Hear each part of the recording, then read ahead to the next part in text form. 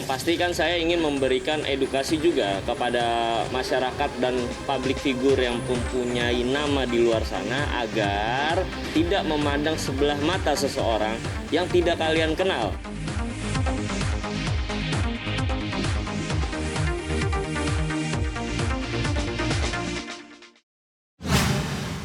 Ya alhamdulillah lah, maksudnya sudah sejauh ini kasus saya berjalan dengan saudara Jering, finally bisa sampai di persidangan ya, karena memang per hari ini beberapa berkas-berkas barang bukti dan tersangka yaitu saudara J sudah dilimpahkan ke kejaksaan. Nah harapan saya sih semoga ya di persidangan ini berjalan lancar, di dalam jalannya sidang pun bisa memberikan efek jera juga ketika nanti hakim memutuskan memvonis berapa lama saudara J ditahan. Itu ya sih paling, karena memang dari awal kan saya memang memegang komitmen ketika ingin melangkah lebih dalam untuk melaporkan saudara J.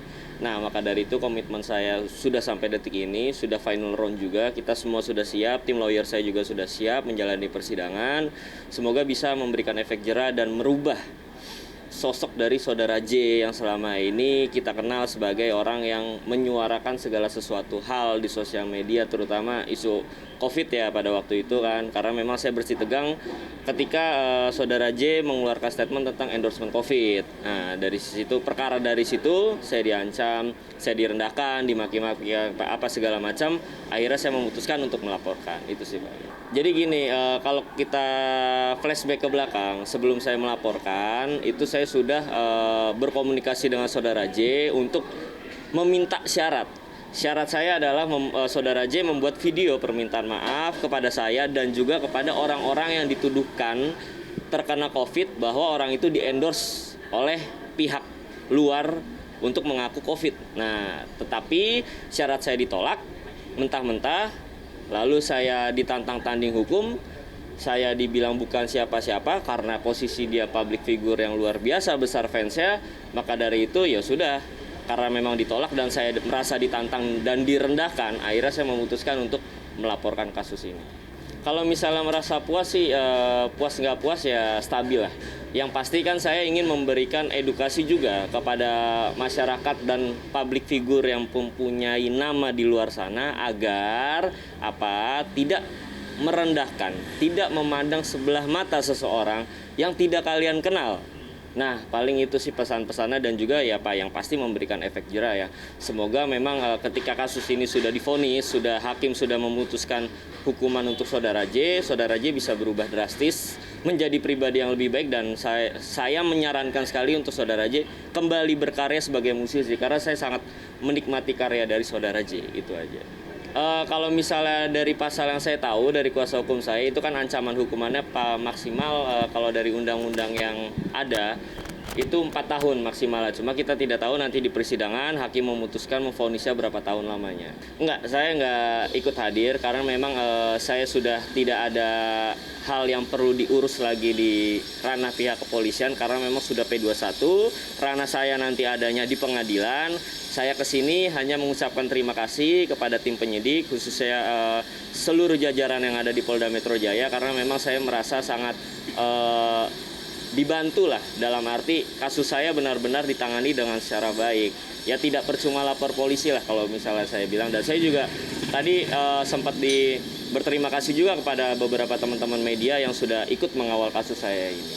Sebenarnya komunikasi ketika setelah mediasi yang di Polda waktu itu ya, yang saya dihadirkan dan saudara J dihadirkan, kita sama-sama tatap muka, komunikasi itu masih ada dari pihak mereka kepada saya.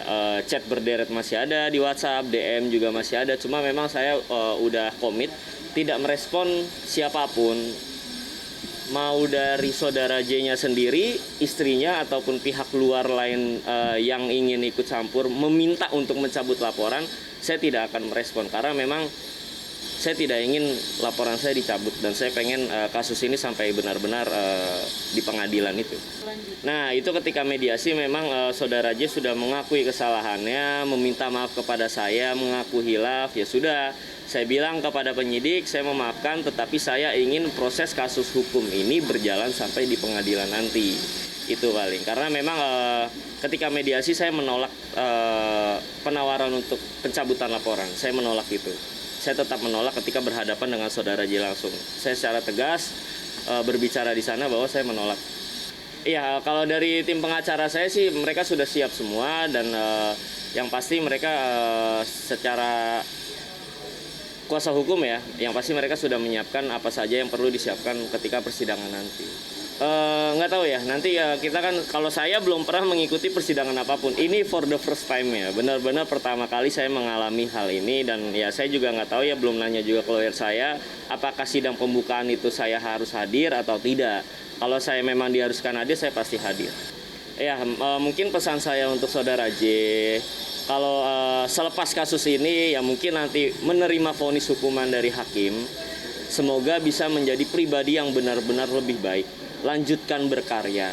Tidak perlu menyenggol sana-sini ataupun membuat kericuhan di dunia sosial media yang tidak jelas datanya dari mana, agar tidak timbul permasalahan seperti ini lagi. Dan yang paling utama, jangan pernah memandang siapapun dengan sebelah mata. Karena kalian tidak tahu orang itu siapa, dan ya itulah, tidak perlu sampai menantang tanding hukum seseorang, gitu aja.